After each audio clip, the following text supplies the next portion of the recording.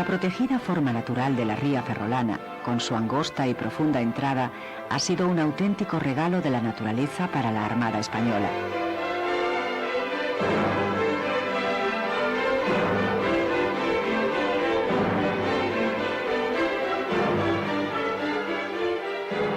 El amplio fondeadero interior, las fértiles comarcas y la estratégica posición geográfica no eran fáciles de encontrar, por lo que la Capitanía General del Reino de Galicia, en tiempos de Felipe II, ya mandó a ingenieros españoles e italianos para proyectar y construir un sistema defensivo que hiciera inexpugnable la estrecha entrada de la ensenada.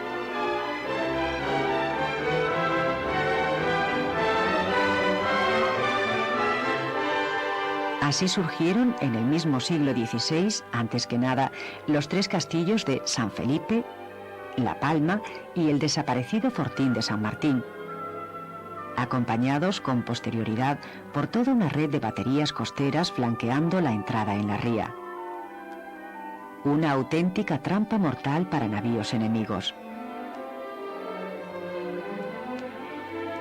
Los dos castillos, el de San Felipe y Nuestra Señora de la Palma, nacieron en el siglo XVI como unas modestas construcciones costeras. Dos baterías para cañones adaptadas a la sencilla artillería del Renacimiento. Sin embargo, en el siglo XVIII, cuando se crea la base naval en Ferrol, se hará necesario transformarlos en dos gigantescas fortificaciones, auténticas máquinas bélicas monumentales.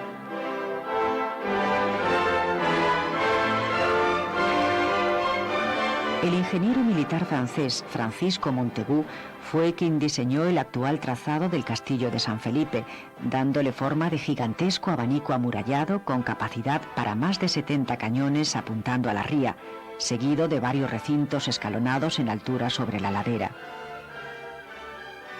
La imponente mole de la fortificación se adentra en el mar, haciendo aún más estrecho el canal. Este amenazador aspecto que presentaba el San Felipe en el siglo XVIII, completamente artillado, con sus numerosos cañones apuntando en todas direcciones, se complementaba con sus compañeros, el Castillo de la Palma y el Castillo de San Martín, situados en la otra orilla.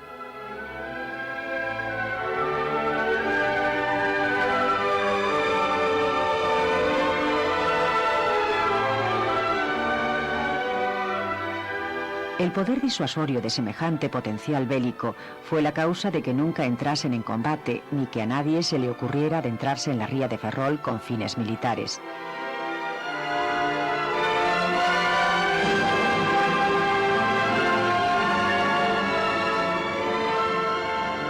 Un informe del ingeniero militar Francisco Llobet en el siglo XVIII explica cómo, para hacer frente a estos castillos, todo navío que se aventurase a atacar el arsenal debía exponerse a ser batido por todos los costados, si es que antes no se hundía al tropezar con la cadena que se tendía entre ellos.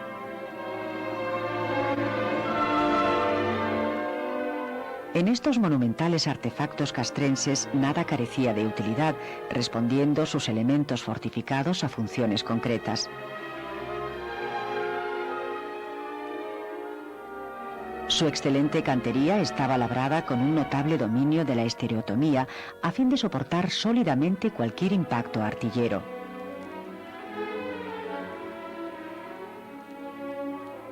Las portadas son austeras en lo decorativo, mientras que el gran patio de armas, donde se desarrollaba la vida diaria de la numerosa guarnición de San Felipe, alberga todo un gran pazo barroco donde tenía su residencia el comandante de la fortificación.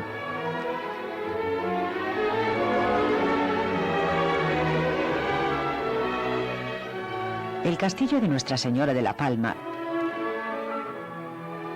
durante el siglo XVIII fue transformado en un gran recinto artillado, siendo transformado en el siglo XIX en un sólido búnker, con corredores y raíles internos para trasladar potentes piezas de artillería que asoman por las troneras de su voluminosa muralla. Este castillo fue convertido finalmente en prisión militar. El historiador de Ferrol, Montero Aróstegui, nos dejó narrados los avatares sufridos por el San Felipe cuando fue atacado por tierra en agosto del año 1800. La escuadra inglesa, con 15.000 hombres que se dirigía a Egipto contra Napoleón, desembarcó en la playa de Doniños, avanzando tierra adentro hacia Ferrol y hacia el castillo. Su intención era desmantelar la fortificación para que la escuadra entrara en la ría y destruir el arsenal.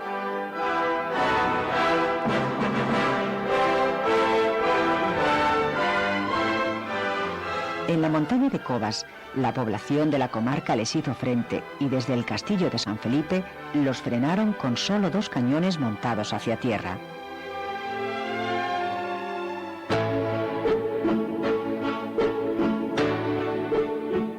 El Arsenal de Ferrol puede ser considerado como el tercer monumento más importante de Galicia tras la Catedral de Santiago y las murallas de Lugo.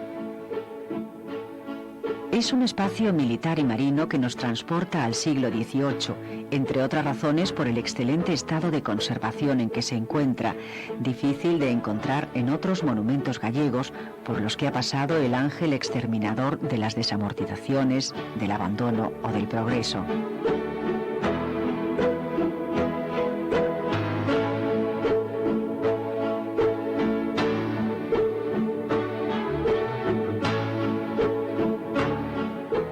Como ya reconocían sus propios creadores en una inscripción existente en la portada del dique. Se ha erigido aquí la obra más grande del supremo arte que alguien haya visto en el mundo, a fin de que contemple a los que recorren todos los mares, a los navíos, a las armadas, a todo. La Armada ha protegido celosamente durante siglos estas instalaciones construidas para la defensa y el desarrollo marítimo de España, manteniéndolas y restaurándolas a fin de que las generaciones futuras puedan disfrutar de todos sus valores artísticos y culturales. La estereotomía de los sillares de granito con que está construido todo el complejo es admirable, solo entendible por la gran concentración de canteros que aquí trabajaron a las órdenes de ingenieros militares como Francisco Llobet o Julián Sánchez Bort, que llegaron a tener a sus órdenes a más de 10.000 operarios.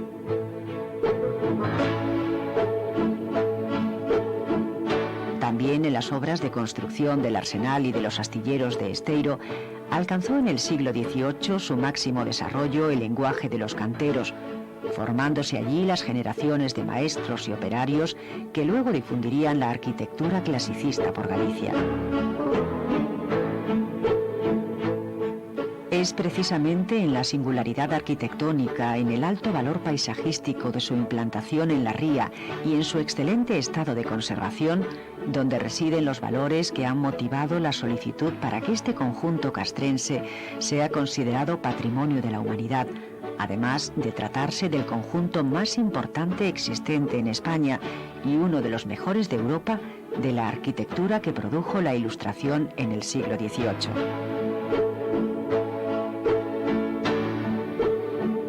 Desgraciadamente, otros arsenales europeos y grandes centros militares ilustrados no se conservan ya, debido a la destrucción sistemática a que se vieron sometidos durante las 2 grandes guerras mundiales del siglo XX, especialmente los arsenales ingleses y franceses.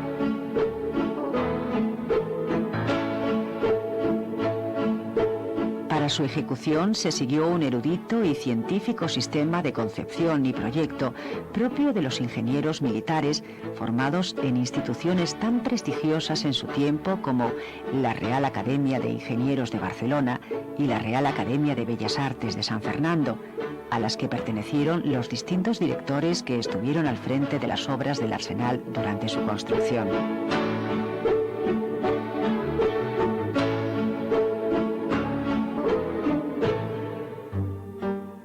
Hacia 1747 se iniciaron los proyectos para la construcción del actual arsenal de Ferrol.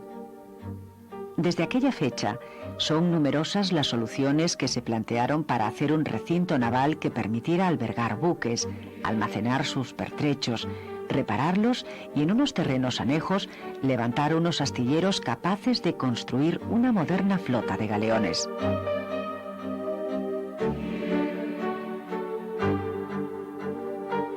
Militares, ingenieros y arquitectos como Jorge Juan, Francisco Llobet, Juan de la Ferrier, Miguel Marín, Francisco Montagu o Julián Sánchez Bort figuran entre los maestros que idearon y dirigieron la construcción del conjunto militar.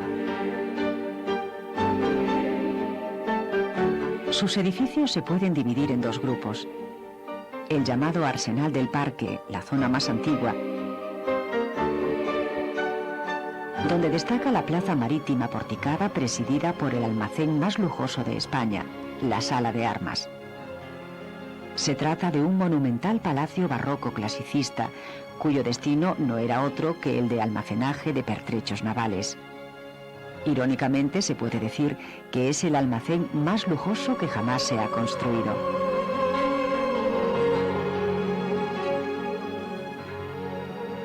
En su interior encontramos una señorial escalera borbónica como no existe en ningún pazo gallego de los muchos que se hacían en aquellas mismas fechas. Hay que decir, al respecto del estilo artístico de la arquitectura del Arsenal de Ferrol, que tanto su diseño como su construcción responden al barroco que se hacía en Francia en el siglo XVIII, un estilo clasicista y limpio de ornamento que contrasta enormemente con el barroco gallego propio de aquella época. El segundo conjunto de instalaciones lo forman el Arsenal de los Diques. Se trata de un conjunto de edificios militares construidos con la racional y modulada arquitectura de Julián Sánchez Bort.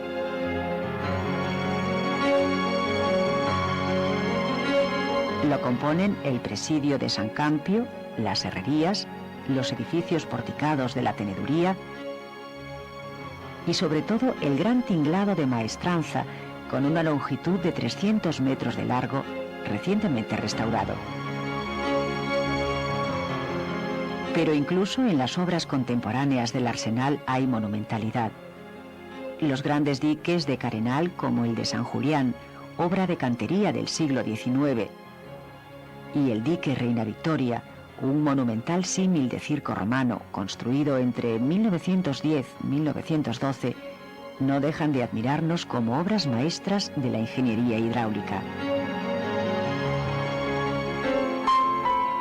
Mientras se construía el Arsenal de Ferrol en el siglo XVIII, así como el nuevo barrio de la Magdalena, se estudió y proyectó en varias ocasiones la realización de una muralla que rodeara completamente la ciudad, incluyendo en el recinto un amplio espacio que permitiera el futuro crecimiento de Ferrol. Frente a los limitados trazados que se hicieron en un principio, el ingeniero militar Llobet diseñó una muralla capaz de encerrar en su interior una población doble de la existente en el siglo XVIII, mediante la sucesión de cortinas, baterías y baluartes en un trazado que se separaba bastante del nuevo barrio de la Magdalena, entonces en plena construcción. Desde 1769 a 1774, el ingeniero militar Dionisio Sánchez de Aguilera construyó toda la línea defensiva, incorporando al proyecto inicial su personal aportación consistente en un nuevo diseño de baluarte, de los que se conserva el baluarte del Infante. Con forma apuntada y acabado en una plataforma elevada, con merlones y troneras para la artillería, se accede a esta cota a través de una rampa construida con losas del antiguo cementerio medieval. La magnitud de esta obra no fue pareja con su eficacia defensiva ni con la calidad constructiva de algunos elementos. Lienzos tan largos de muralla eran sumamente difíciles de defender y costosos de mantener en pie.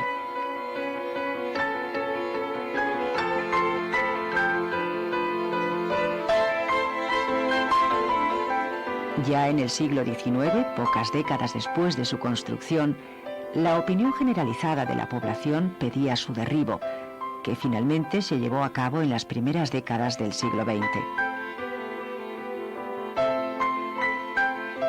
Destruida la muralla de Ferrol, como la de tantas ciudades españolas, para permitir la expansión de las ciudades, solamente han quedado en pie algunos de sus tramos en el centro del Arsenal, además del citado cuartel del Baluarte.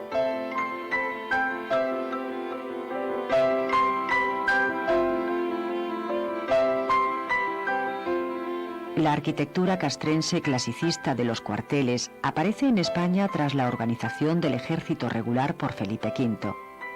En Ferrol se proyectaron varios de estos edificios militares en el siglo XVIII, aunque solamente ha llegado a nosotros el cuartel de Dolores, construido por el arquitecto Julián Sánchez Bort.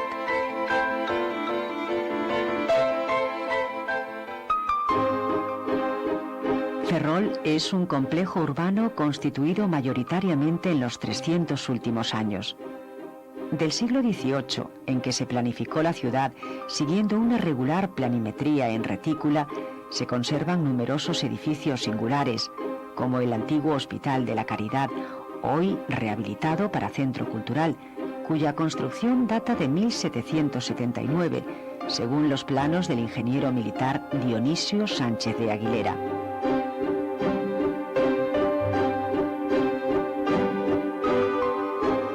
Algunos edificios, como el Ateneo Ferrolano, en el barrio de la Magdalena, o la Casa del Patín, hoy convertida en biblioteca universitaria, son muestras de la primera arquitectura doméstica construida a raíz de la presencia del arsenal.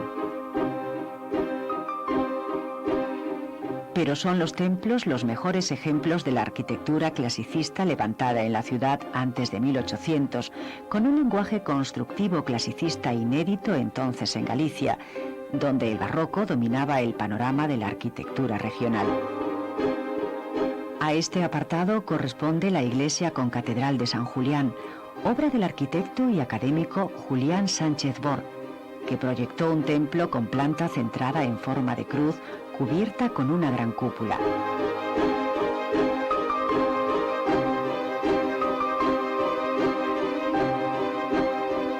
Unos años antes, en 1757, se reconstruyó la iglesia del convento de los franciscanos con una estructura de 3 naves abovedadas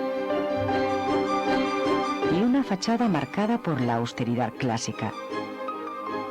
Otras iglesias se construyeron en los siglos XVIII y XIX, en su mayoría diseñadas por ingenieros militares, siguiendo modelos que se alejaban del barroco y exploraban el nuevo lenguaje arquitectónico del neoclasicismo. Es el caso de la Iglesia del Socorro, el Santuario de las Angustias, la capilla del cementerio de Canido o la capilla de la Orden Tercera, junto a San Francisco. El edificio teatral ferrolano que mejor simboliza el concepto de enmascaramiento teatral para adaptarse a los géneros de moda es el Teatro Jofre de Ferrol, que de ser un clásico teatro a la italiana, fue recubierto con una nueva fachada modernista, obra del arquitecto Rodolfo Ucha.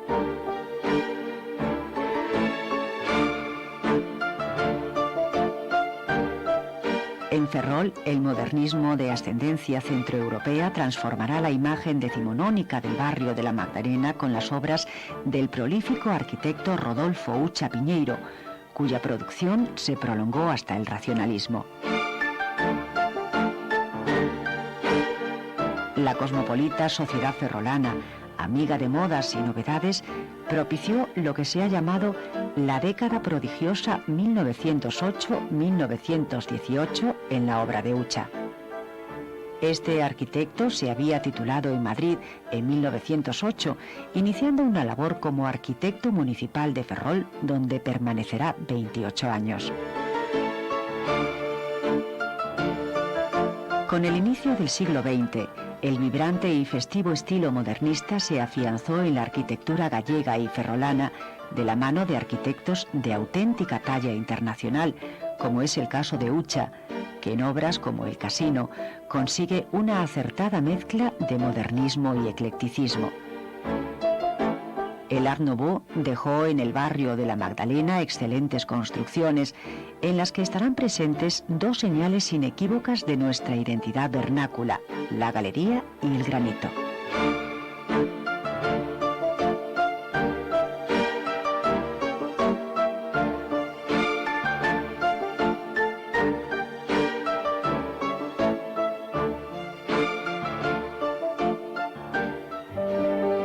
Tras un corto periodo de eclecticismo regionalista que dejó algún ejemplo en Ferrol, Hacia 1930 llegó a las ciudades gallegas el racionalismo internacional, ayudado luego por políticas fomentadoras de la edificación residencial económica para la nueva clase proletaria surgida del desarrollo industrial de la comarca.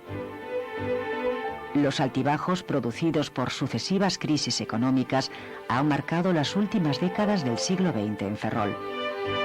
Como ejemplo de regeneración arquitectónica, la universidad inició la transformación del antiguo Hospital de la Marina en campus universitario, aportando a la ciudad una nueva arquitectura vanguardista como antaño hicieran otras instituciones o la misma sociedad civil.